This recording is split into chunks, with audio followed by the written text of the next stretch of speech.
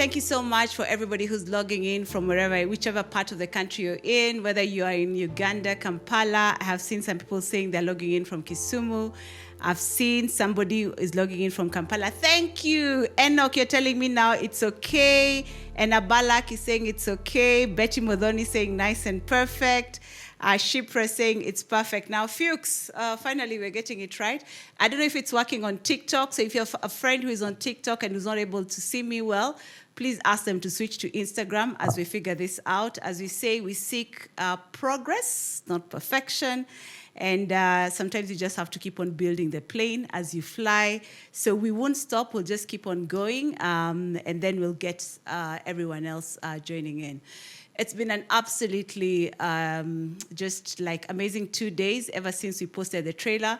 My team have been asking me that we get on with this for the last many months. I think Rona from my team, Leah and Sheila, who are unstoppable women in their own right, told me that they wanted us to get on with this from last year in October. I've been anxious about it. I hadn't gotten the full conviction. But you know what? I decided that I may well start and see what happens. So thank you for all the positive energy that you all gave me since Monday. Was it Monday when we posted the trailer? And many of you say that you had been waiting for this. Wow, I can see there's somebody from Cameroon who has logged in. Thank you for logging in. I can see somebody from Nairobi has logged in. Thank you so much for logging in. Wow, you guys make me feel so, But anyway, so the girls have been encouraging me to do this, and but I've been very anxious about it, and I wasn't sure that I was ready for it, because at the end of the day, you have to ask yourself, what is it about me that I'm telling you that is not different from what you go through? But, at the end of the day, for those of you who know me very well, you know that I live for the audience of one. My God. And it's always his message. I'm just blessed to be his messenger. So if there's anything that I can share from my story today that will probably inspire anyone out there, I'm also looking to learn a lot from you. So this is an interaction and a conversation, and that is the reason why we are doing it online in this format. So if you have any questions, if you have any feedback that you want to give me, please do. It's not been an easy afternoon. For those of you who are in Uganda, for the last 1.5 hours, we've had a major issue on our internet. So I first of all start off by apologizing for that, but I thank God that we've been able to resolve it just before we came on air. And I think that's the part of leadership. You have to keep on learning how do you continue dancing even when the rain is beating you on every side. And I hope those are the kind of conversations that we can have in this space. I know many of us are going through sometimes different challenges that challenge us in our leadership journey. And I guess what we'd like to do here, especially as we speak about unlocking the unstoppable you, the unstoppable leader that is in you, is asking how do we learn how to ride the waves of sometimes the adversity that faces us? How do we build that resilience? Because resilience is what separates the good from the great. How do you learn to keep on moving even when sometimes your own inner voices inside you are telling you that you can't be able to make it work? And I hope that in that place, we'll be able to create a circle of purpose, a circle of people who can believe that there is nothing that is impossible to them who believe. And in the journey, I hope we get to have some fun and share some comments and feedback that will truly build us all. So do give me feedback as we go along. So I'm checking out the comments that are coming through. I can see somebody who's saying, shout out to your team, to Mesema, thanks. Weba Lenyo, I know a little bit of Ugandan, so thank you for that. Rachel Wadaglas, I can see you saying you're logging in from Nairobi. Somebody who's logging in from Bungoma. Thank you to everyone who has been kind of played a key part in this journey. There are people who I can name. There are others who I cannot name. And the other day, a friend of mine sent me a video of a young man who was being interviewed by a leader. And the young man, he's 27 years old. He's a millionaire. You've probably seen his video trending online. And he was talking about the fact that our lives are confluence of all the different graces that have been poured upon us.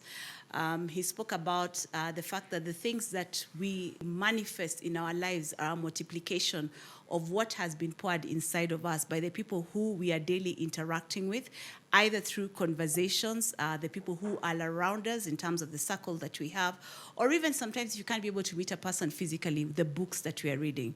So the conversations that we'll have on this platform over the next couple of minutes, I don't know if this is going to be a conversation that will continue after today. Probably will then, maybe it will if you're interested and we feel that we've added value to each other. So I hope that what then we are able to share with each other in this space will be a multiplication of what we feed each other, either from what you know or from what I know, and that ultimately then what we are able to create is a multiplier effect that truly creates many unstoppable leaders out there. I think for me, when I was starting out my journey as a young girl, for those of you who have probably interacted with or heard my story, I never set out to be a great leader. And initially when I was young, I just thought to be able to, I don't know if I could define it as impact, but I just thought to be the very best that I could. I came from a middle-aged background. My late dad, who's now in heaven and cheering me on, I'm sure, told me that the best thing that he could be able to give me at my young age was education. He was an engineer who worked in the government of Kenya. He was moved around different towns. So I was born in Nairobi, but grew up outside Nairobi. And my mom is a secretary, and now she's the matriarch of the family who leads us with an iron fist, I have to say. Well, a gentle iron fist. And therefore, being a firstborn in a family of 5 meant that I knew that if I had to create a difference for my family and our generation, then I had to put in the effort. And what I realized is that there's nothing that can ever replace the work ethic that comes from, there's nothing that can ever replace the effort that comes in from putting in the hard work. And that's all I knew. So I had a fairly decent education and worked my way through school, went into university. And I realized when I started hustling for a job in the city of Nairobi that education was important, but just having the right degree was not just the only thing that could be able to get you in. And later, at that particular time, I didn't understand, but I later on met somebody in my journey and through the different transitions of life who spoke to me about something that would probably be one of the things that I'll drop to you today, about having a relationship currency and a performance currency. Working my way through the education system, what my dad taught me was the fact that I needed to work very, very hard in everything that I did. So he was very hard on me and diligent upon me in terms of what were the grades that I was getting, how was I doing in school. You know, our parents during our times, they wanted us to become lawyers or engineers. What else? I don't know what else your dad wanted you to become. You can actually drop for me the note and let me know in the comments. But it was all about, can I be a doctor? Can I be a pharmacist? Can I be, I think, an actuarial scientist? Those were the roles that were seen to be the great or the important roles according to the way our parents' generation judged them. And I applied myself to the very best of my ability and graduated with first-class honors in the University of Nairobi, and now started to go and look for jobs. My parents lived outside Nairobi, and as I came into Nairobi and began to look for a job, those were the days of Yellow Pages. And with Yellow Pages, all we could be able to get were, you went into a phone booth. For those of you who probably are my age, you would know that we had the Yellow Pages. You had the red telecom phone booths where we would actually go in and then begin to make calls, and that's how I hustled to try and get my first job. And when my first job was as a salesperson in an oil company, and all I used to do was make sales calls, try to set up appointments for salespeople. And even in that first job, the only thing that I had fending for myself was just putting in the work. And that got me places. That helped me to be able to get my first job as a management trainee in Unilever, where I worked in different roles. But I then later came to realize in life that there was another currency that was also important in the journey of leadership. And that's the currency that I call the relationship currency. And I think for every leader, it's not just about building on performance alone, but especially in this age and day that we find ourselves in, where we have to lead not only with our head, but we also have to lead with our heart, where we have to get to the place where we are inspiring followership, because you just can't be a leader if you don't have people who are inspired to follow you. They are not following you because of your title, but they are following you because of your values, because of your ethics, because what you enable them to see. I had somebody the other day saying that vision is about what you see, mission is about what you're getting done with your hands. So for them to begin to get the stuff that is required for them on a day-to-day basis on their daily tasks, they must be able to see. So one of the things that has really stood out for me in my journey of leadership, and which I want to pose a question to you right now as we begin interacting, is what is the value of the relationship currency that you're building? We find that in today's world, we have a lot of people who are very book smart. You have gotten a first-class honors.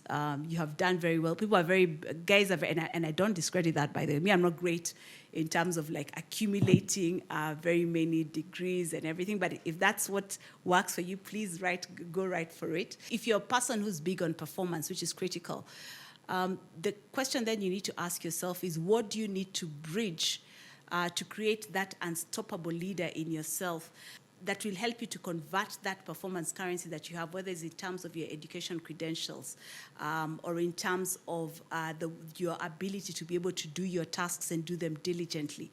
What is that gap that is missing that helps you to be able to bridge that? And I dare ask you, what are the relationships that you're investing in?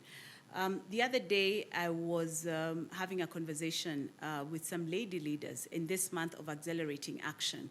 And one of the things that we realized, I think I had a lady called Mona, and I don't know, Mona, if you're logged in, thank you so much for this inspiration. And Mona said something to the effect of, women are over-mentored and under-sponsored. Over-mentoring means we are always getting people who are always willing to, we are always asking, please give me a mentorship session. And that's actually the reason why I even set up this platform. Because I meet so many people who are always asking me, Sylvia, can you mentor me? But we don't have enough people who are willing to sponsor us. Who are the people who are willing to raise their hands for you and say that I am willing to stand for Sheila, I am willing to stand for Leah, I'm willing to stand for Patrick in everything it is that he wants to pursue, and actually raise my hand and drive it for them. And I realize that it's because probably we are not investing enough in the relationships that are important for us. So as I pose a question to you right now, I want to ask, what are the relationships that are important in your circle that are critical to creating the unstoppable you that you desire? And it will be interesting to see your comments, and I'm just having a look at that. I can see, yes, performance currency, I agree. E.T. Angeve, that is very, very important. Somebody else is telling me that good communication is a gap for them. I can see somebody else saying that they absolutely agree that many times we have sponsors, but they do not say your name when you're not in the room. And therefore, that shows that probably we don't have enough people who are speaking for us in the rooms that we are not in. And therefore, one of the things that I really want to encourage you is to begin to think about the relationships that are important for you, and also beginning to lead as a relationship type of a leader, leading from the relationships that you have. I read somewhere the other day, for those of you who know the books that I read, one of them is my John Maxwell Bible. And John Maxwell was talking about the fact that our level of leadership is equal to the level of the relationships that we raise around us. The relationship that we have with our peers, the relationships that we have with those who report to us, the relationships that we have with those who we report into. And if we don't invest in this, then it becomes very difficult for us to be able to translate the potential that is within us and realize that by getting and have that realized. Because ultimately, I think for us, for the world to see what it is that we are capable of, we must be given that opportunity to be able to get onto the dance floor. So my question to you today, after everything that I've said, is what are the relationships that you're investing in? And are those relationships sponsoring you to become the leader that you want to become? One thought that I'm just throwing to you out there. Just looking at your comments, yes, I can see people are talking about creating strong relationships, not just acquaintances. Investing in the relations that you will need 10 years from now to be able to make it work. The mindset that we need to have more of nurturers, and Mona is right in terms of getting that done. What are the growth mindset relationships that are critical for us to be able to do what it is that we need to do? I completely agree. So yeah, I think an additional point, don't focus on being a perfectionist, as I close on that thought of performance currency versus relationship currency. Embrace the messiness that sometimes comes with relationships. You may walk up to your mentor, they don't want to talk to you, or you have to keep chasing them down a corridor or something like that. As we focus on the messiness that sometimes comes with relationships, I'm one of those people who I'm very good at investing in work relationships, but find it very difficult to invest in personal relationships just simply because I've kind of learned how to fend for myself. But I think ultimately what we realize is that no leader is an island.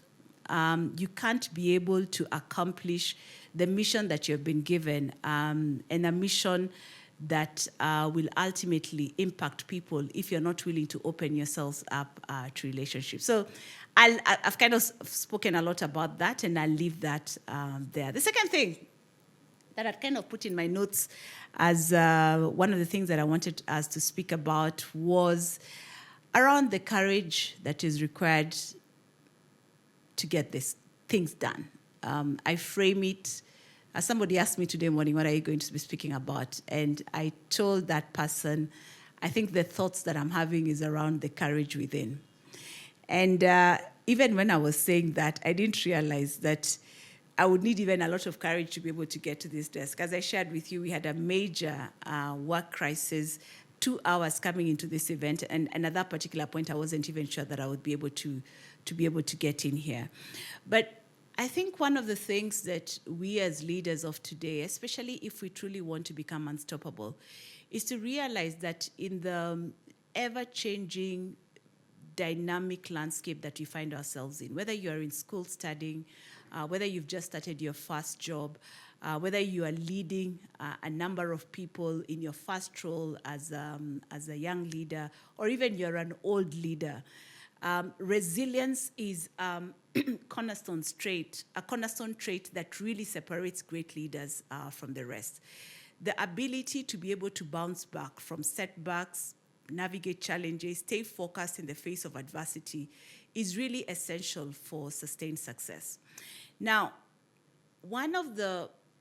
for those of you who know my story, especially my story growing up in young leadership in the different roles that I held, and some specific seasons that I've had to journey through in the transitions of this life of leading, have known that I've had some seasons that have not been easy. I think for me, what kept me sane in those seasons was just my belief in God that I could actually, He had called me to do something. I didn't know how it was all going to unfold, but He gave me enough light for the next step to keep on continuing. So even when it got difficult and it got hard, I still had that capacity within me based on the belief that I had that I could be able to continue moving. And in that journey, then you also realize that having a very strong sense of identity and a very strong sense of self-awareness about who you are becomes critical in making sure that you're able to brace the adversities of life. Kevin, if I just use the issue that we had about two hours ago, I mean, whatever was going on, I walked to the floor, walked to the network team, asked what exactly is going on. And when I met the team, what gave me the assurance that we'd actually be able to get out of the challenge we are in was just the level of competence that the team demonstrated, the level of commitment that they had, and the fact that they knew their stuff. And that sense of identity that they had calmed my spirit and told me that everything was going to be okay. So even as I prayed, I was telling God, thank you for sending me helpers in the names of the people who are sorting out the issue that we had. So what then, as I ask you, is a sense of identity that you have as an individual? Do you know why you're here on earth? Do you know what is your purpose? You know, when you realize that your purpose is integrated with the things that you do in your everyday life, you never have to work a day in your life because everything is integrated. The reason why you have to sacrifice, the reason why you have to pay the price, the reason why you have to wake up extra early or go to bed extra late is totally integrated to your purpose. And for me, I have found that having a purpose kind of thinking and a purpose kind of belief in everything that I do has ultimately resulted in me taking on challenges that sometimes can even look foolish in the face of men. But so long as they give me that sense of worthiness in terms of pursuit of purpose, I will keep on and trying again, even in the face of many failures. I can see there's a question from Betty Modoni who's asking me that, talking of courage, what was your first day like as MTN CEO? And Betty, I can tell you I was afraid, just as I was afraid coming onto this live chat. I didn't know what was going to happen. But I believe that it was a step towards the destiny that God has called me to. And then also sometimes, probably even when you probably do not even have that sense of belief in yourself, the impact that you see it creates for others. Coming to do this live, as I told you, is something that I've struggled with. But the many people that I've met, whether I meet you when I'm going to the supermarket or when I'm going to the gym, some other people I meet them on flights. I know I've been on a flight and the people who are serving us, the air hostesses, come and tell us, or the stewards, Sylvia, I follow you. Thank you so much for what you're doing. I saw you in the gym lifting weights. Thank you so much for encouraging me that women can also build strength. You then realize as a leader that it's not just about you. It's about everyone else. And I think abstracting from yourself and realizing that you have been created as a platform to be able to have an impact on others then encourages you to do even those things that are afraid. So Betty, on that question that you asked around, how was it on my first day as MTNCU? I had never been, I think I'd only been to Uganda once. I was terrified.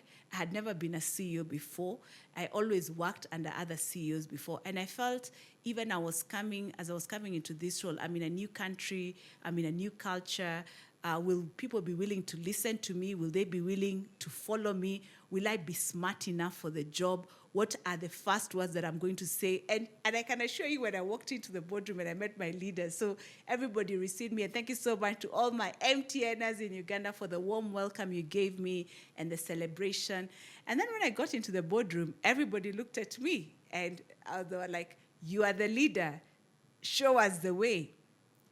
And at that moment, it was petrifying. But you realize that if this is your journey and it has been made for you, at that particular time, you will always know what to say.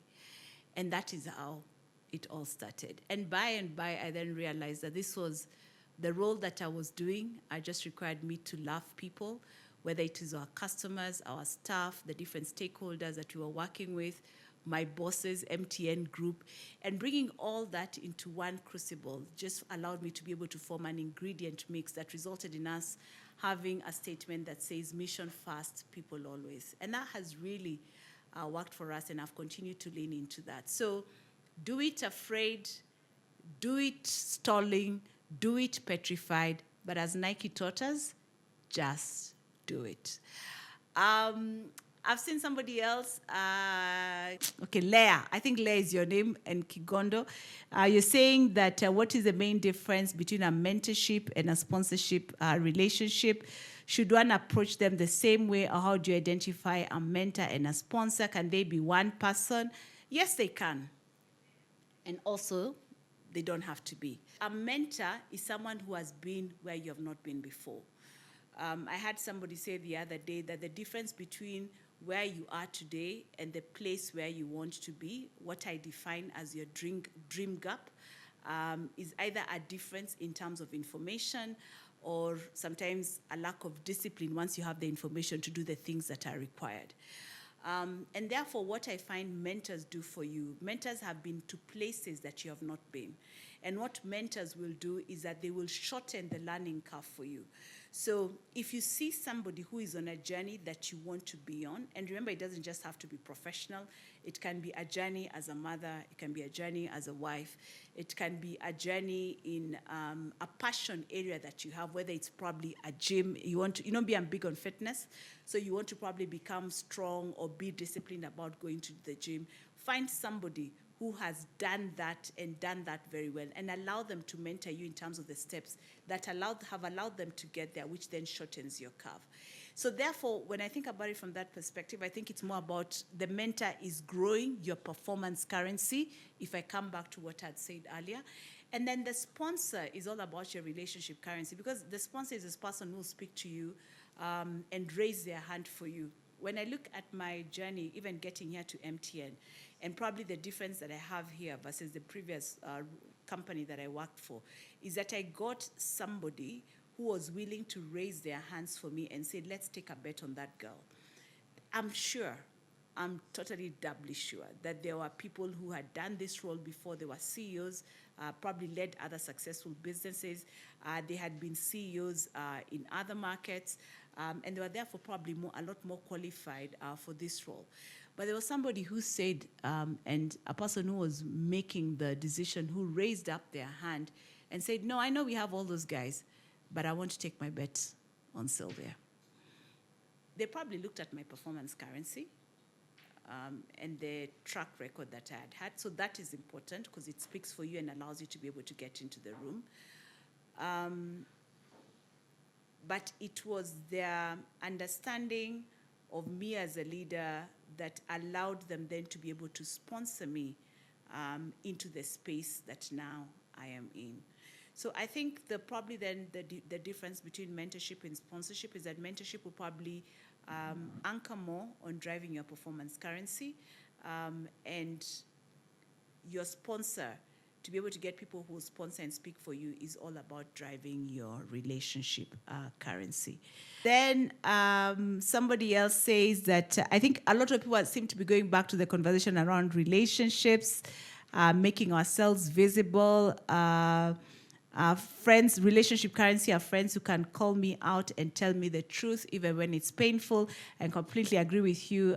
Penny, Isabella says people are willing to show up. That is important in terms of building your relationship and performance currency.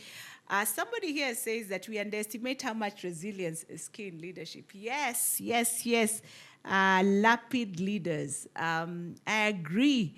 And resilience, sometimes is something that is not often celebrated. And I think every leader needs to ask themselves, how are you investing in terms of building resilience in yourself? Because as you go through your leadership journey, you will realize that there are many things, many adversities that are going to face you, many headwinds that will come and hit you on your journey. And at times, if you have not equipped yourself with the tools that help you succeed in those difficult moments, it then becomes difficult for you to be able to make it through.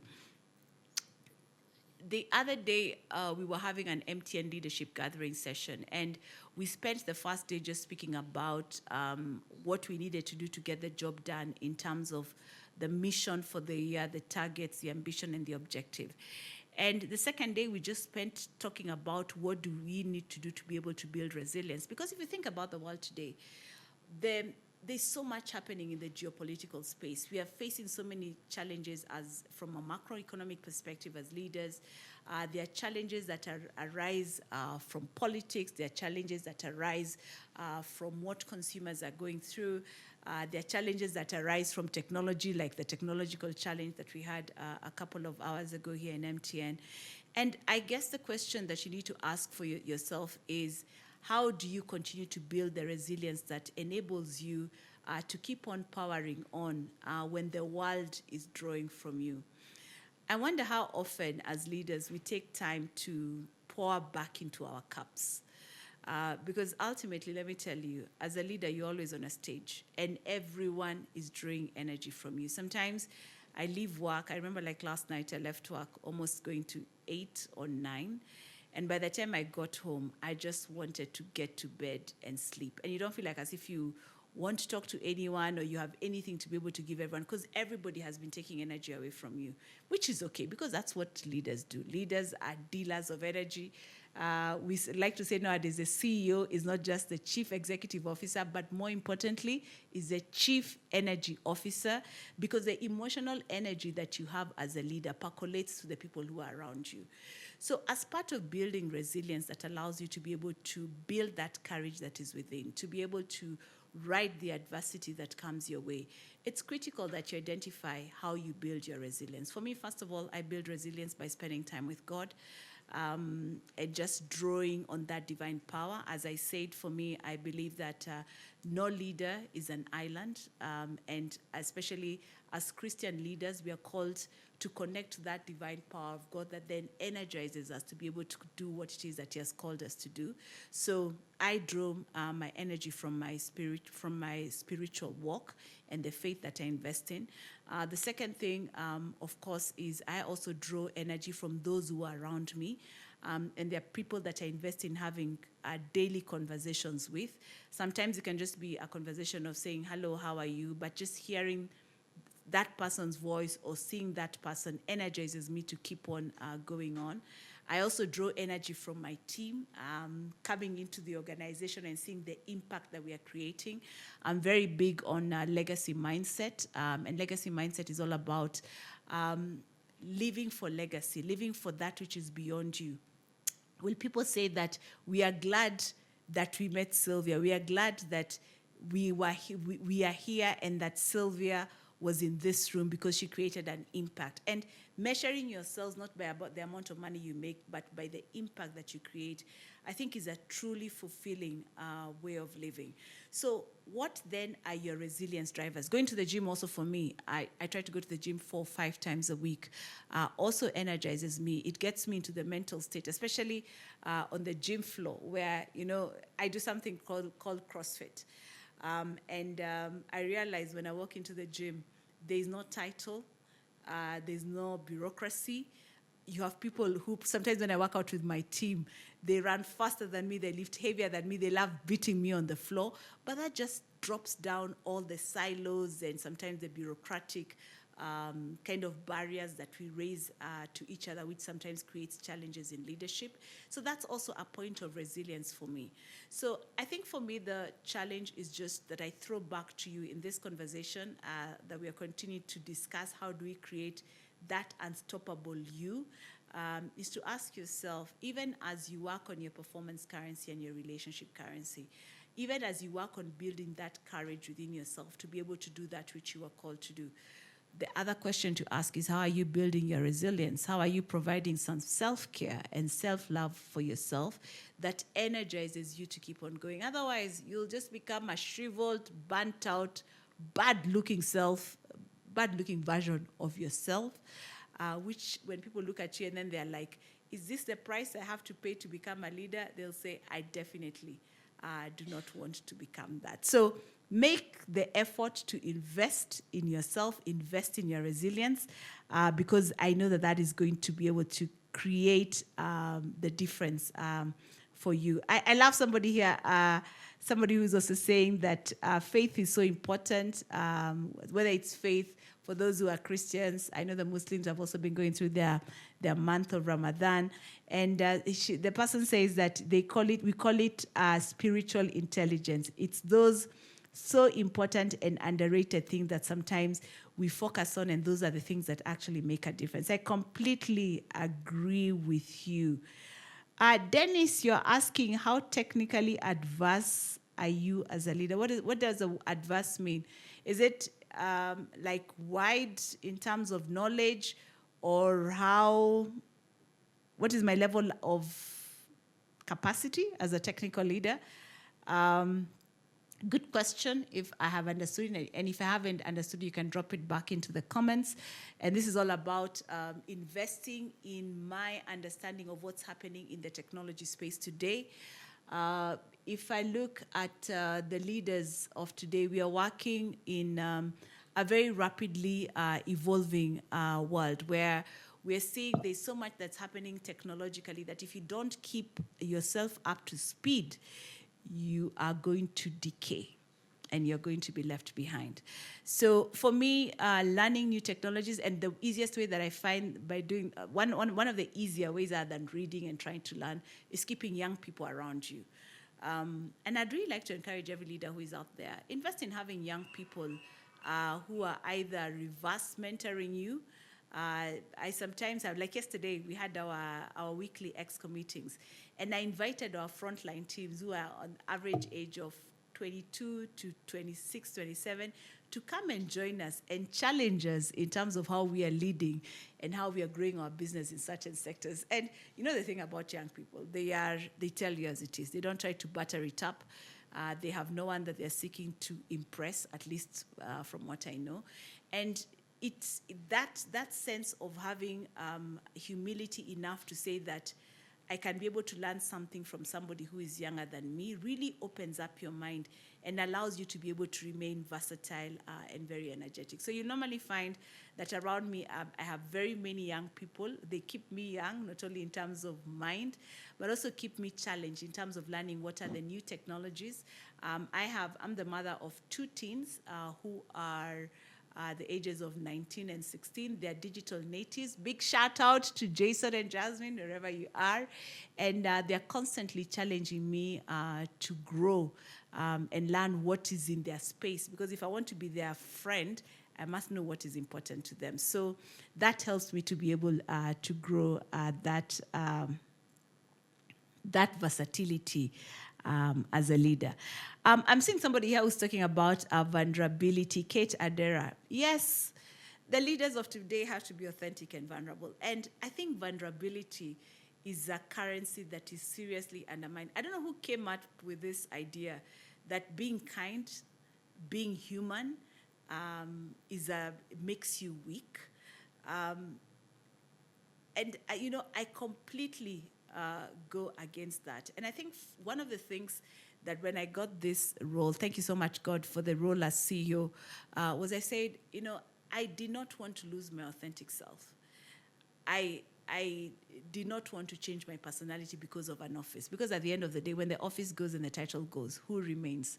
You have to remain your authentic, vulnerable self.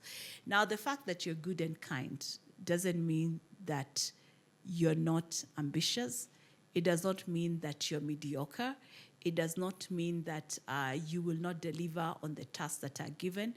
And I think it's high time in the world that we're living in, where I think the world that we're living in is really needs a lot more people who are leading from their hearts, needs a lot more people who are leading with a perspective and a color of, I dare use the words, love. Because if we don't love those who we are called to lead, how will they know that you care about them? In fact, there's a lady that I worked with last week. Her name is Jacqueline. And she told me something that was very, very powerful. And I'll just read it to you right now. And thank you so much, Jacqueline. Jacqueline is a lovely Ugandan woman who loves to walk. And she told me something last week when we were working with her. And, oh gosh, I hope I can find it. She said, oh yes, seen it. She told me that people, it's actually a John C. Maxwell quote, and she said that people don't care how much you know until they know how much you care. I'll repeat that one more time. People don't care how much you know until they know how much you care. I think as leaders, if we get to the space where people know that we truly care about them, what an unstoppable world we would create. And maybe that is where I should begin to round up from, because I think the world is in dire need of a different kind of leadership. It's in dire need of a leadership where, Jack Welch in the management heydays of the 80s taught us how to be tough. And with all due respect, he created a management movement that truly shaped the revolution of industry in the space that he was in. When Steve Jobs came with Apple, I think he amplified it, because it almost became that you needed to be tough and mean and hard. And this is my perspective. You don't have to share it to be a great leader. And while I completely, admire them and what they've been able to accomplish, I think there's probably another layer that we can be able to add on that brings a leadership that is authentic and vulnerable, in showing ourselves as leaders and who we are, and not being afraid to not know. When I go to the gym, my coach knows more than I do. I'm not the expert there. That's his field. And when I come sometimes even into the boardroom, the leaders who are around the table, and I'm really gifted to have really smart leaders, know a lot more than I do. And I need to get to the place where I'm comfortable enough with hiring smart people who are around me. First of all, it's very humbling, because you realize that but also at the same time, it's also very empowering, because you're always curious and you're always learning, because you realize that there's a gap you have based on what they know and what you know, which is always allowing you to learn. But also at the same time, you realize that as leaders, we're just called to be orchestrators. We're called to be orchestrators of the talent that is around us. We are called to see the strengths in people even when they don't see it in them. There's a book I'm reading, I've probably told you about this, called Unreasonable Hospitality. And Will Guidara actually says something to the effect of, as leaders, we are called to see the strengths in those who are around us, even when their strengths are buried so deep within them that they do not know. Now imagine unflowering that as a leader of people, and allowing people to see what is their true life's potential. I think creates a legacy and an impact that truly goes beyond yourself, and creates, when I spoke about legacy, it's about the impact that you create in others. It creates something that truly, I think, creates a world that is great to live in. And leaders, women leaders, men leaders, that's nothing to be ashamed about. Leading from a perspective of caring for those who are around you. There's somebody who said that you may never be able to change the whole world, but you can change the world for one person. I think that was Helen Keller, if I'm not wrong. And if every day as a leader I'm showing up and I'm saying that I want to change the world for one person, I may not do it perfectly. I fail many times. But if every day I'm making that effort, I think ultimately we end up creating a world of people who know that they are cared for, and because of that, then they give you the very best in terms of how they show up.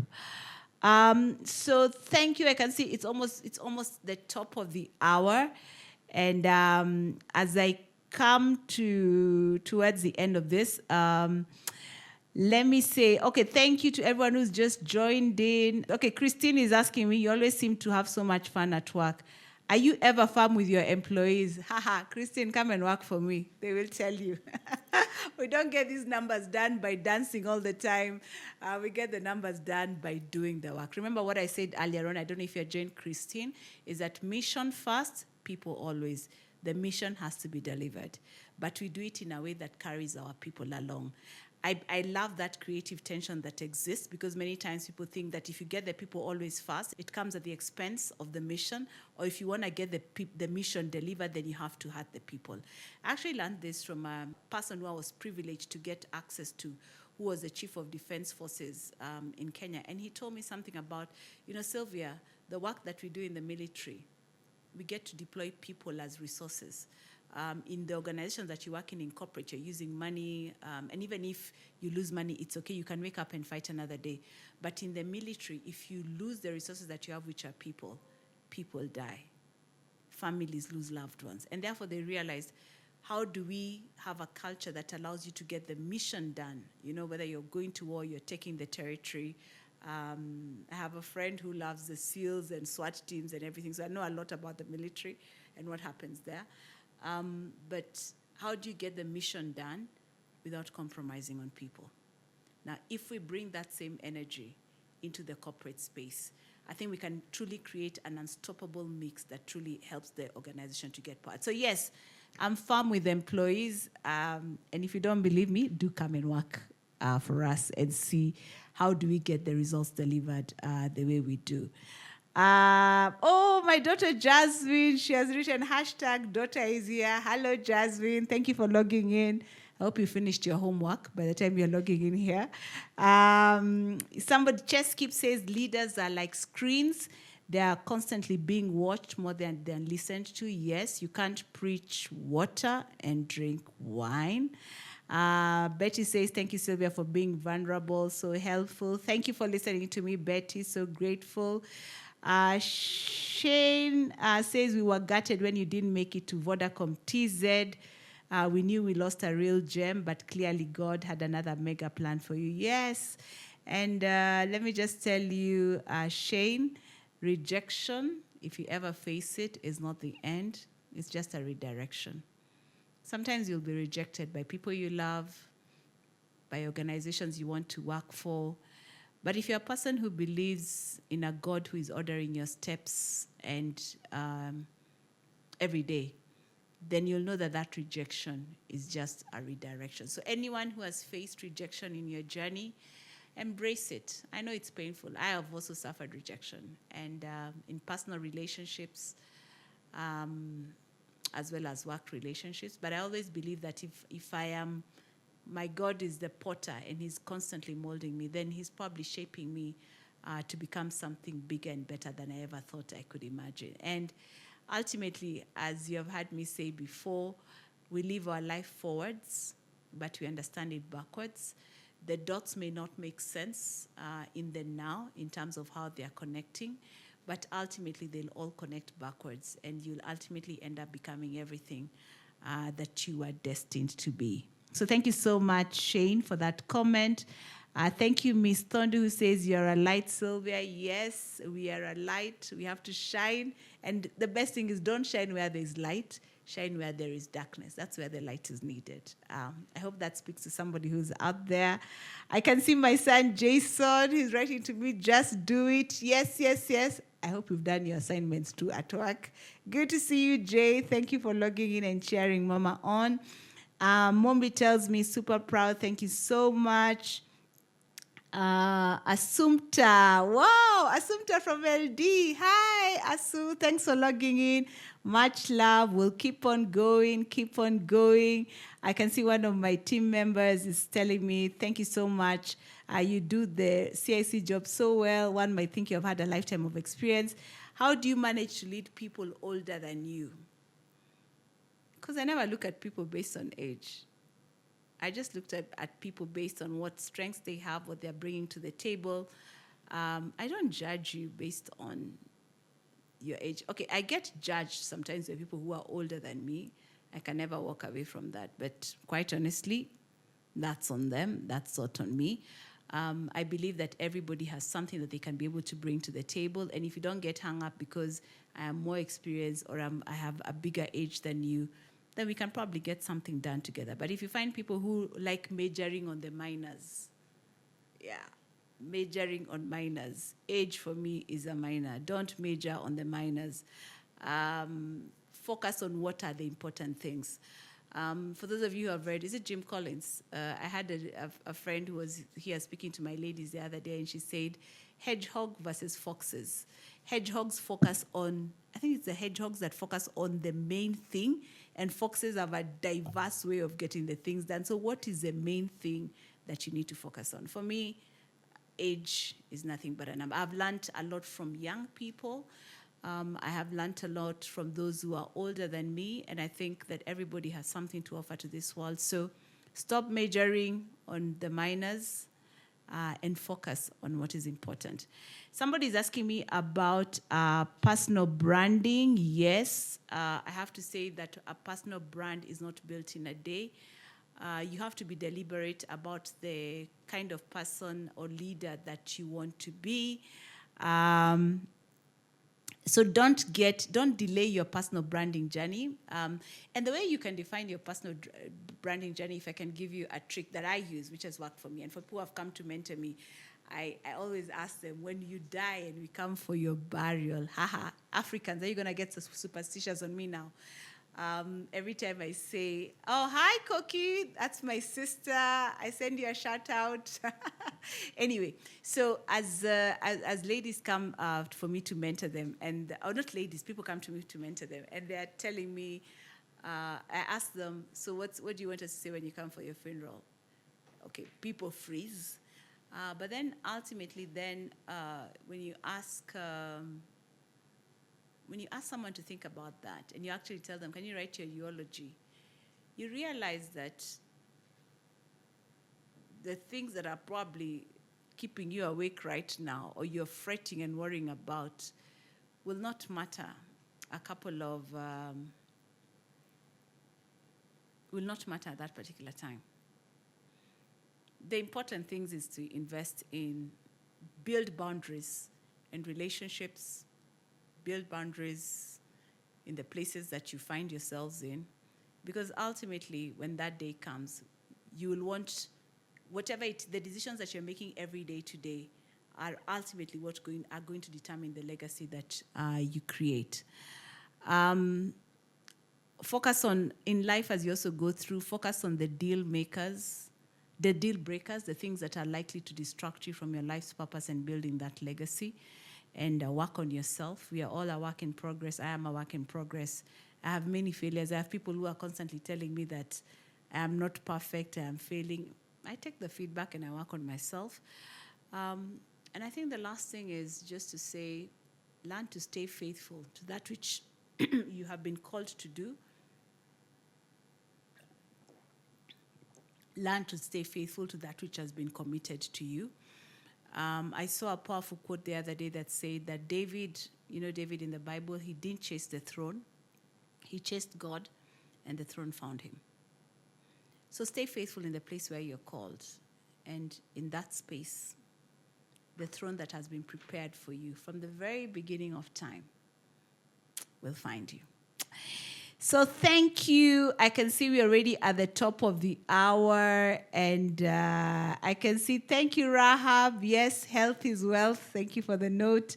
Mercy Maroma has asked, how do I recharge? Make sure you watch the video again. I spoke about resilience and how I do that. Kate Adera asks a question, how do you handle dealing with a difficult leader? Yes. There are difficult people who come into our lives, but I've had difficult leaders, by the way. I've had people who have cut me down to size. Hey, that is a whole story. But ultimately, the way I look at those kind of difficulties is I ask myself, what am I learning about myself? I was talking to someone the other day, and they were telling me the challenge that they have gone through in terms of their own leadership space, and the way they're being mistreated at work, and they wanted to take some certain actions. And I told her, I said, I agree, but don't take any action right now. And more importantly, ask yourself, what is this teaching you about your character? Because such situations or such people allow you to be able to hold up a mirror to yourself and look at your character. What is the capacity that is being built inside you? Allow that situation or that difficult person that you have or that difficult situation that you're in to build your capacity and build you. And when then you get that, you begin to achieve self-mastery. And when you achieve self-mastery, you then begin to realize that you then take control over the situation. So thank you, everyone. Thank you for everyone who has sent me love. Thank you so much.